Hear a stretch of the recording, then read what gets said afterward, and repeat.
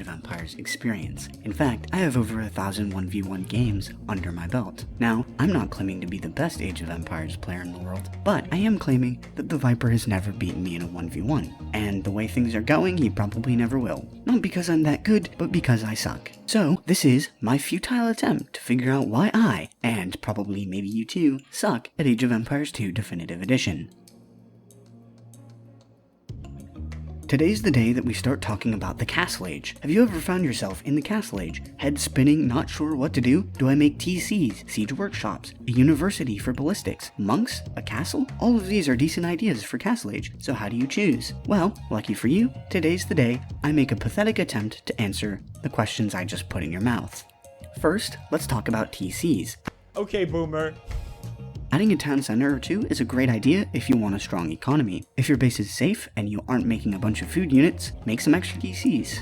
This will be the case on maps like Arena and Black Forest. Adding extra town centers on Arabia can be a bit of a risk, since Arabia is a very aggressive map. Putting the resources towards more military instead of town centers can often pay off. But if you're looking to make crossbows or forward siege, then you should add some extra TCs when you can afford them. If you are sure you will be safe, or if you have a bit of a lead, you can add those extra town centers. Make sure to place them wisely though, as it will save you a lot of headaches in the future. Making a siege workshop is a must if your opponent is going for crossbows.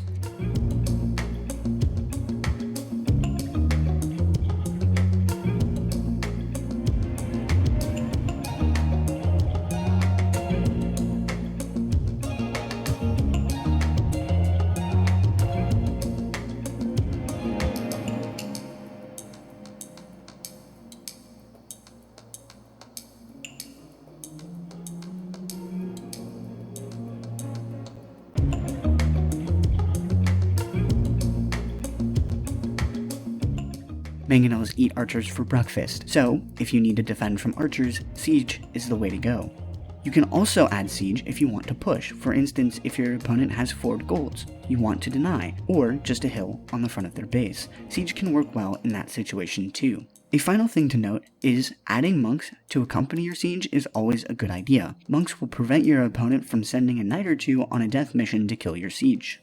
Now, let's talk about Doubt's favorite upgrade, ballistics. It is an important upgrade if you are making ranged units, because it is extremely helpful against all units, but really shows its value against knights and other ranged units. He's got no ballistics, okay, so I'm gonna wait till ballistics kicks in, and then I'm gonna look to take this fight. So even if I'm uphill, I'm still gonna take the fight because I'm gonna have that tech advantage, because I know he cannot have ballistics, because he actually went for the TCs, so let's see. If your opponent is also making ranged units, you have to choose between ballistics and a siege workshop. As a general rule of thumb that I use, if the numbers are close, or if you have more units, get ballistics first. That way, you can always trade favorably and keep your lead. If, however, you are behind unit count or production, you must make the great unit equalizer.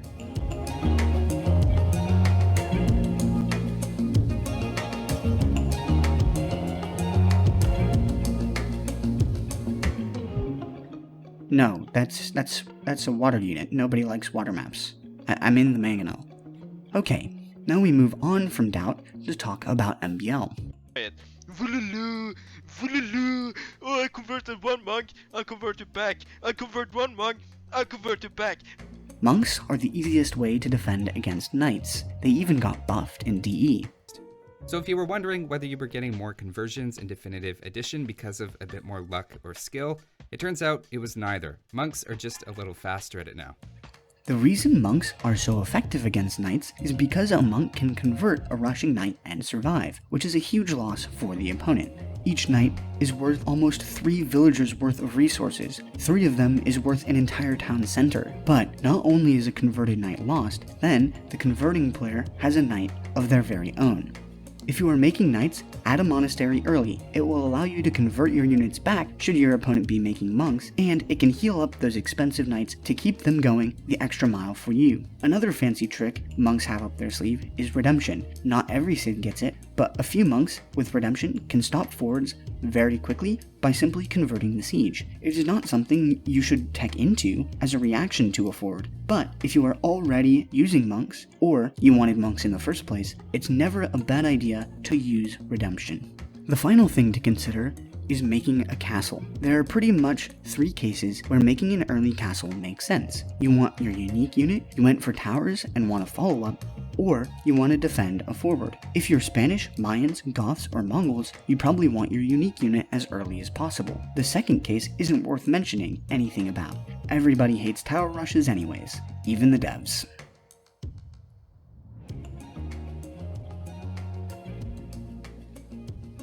So, even as early as late feudal age, it is a good idea to send a few villagers to stone. That way, you can get a nice safe castle up and start pumping out your unique unit. Making a well-placed castle will stop a castle age push dead in its tracks, so much so that if you see your opponent coming forward, send 4 or 5 villagers to stone and you should have a castle ready before you take too much damage.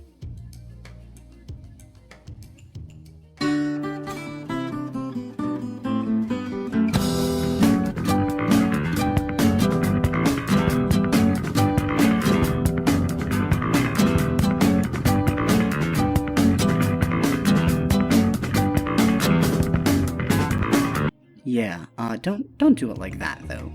So basically, when you hit Castle Age, make Siege if your opponent has archers, Ballistics if you have archers, Monks if you or your opponent has knights, and Castles if you're Spanish. You should only put down TCs when you can afford to do so and you know it's safe, and when you do, make sure you're putting them in safe locations. Amazing Learn!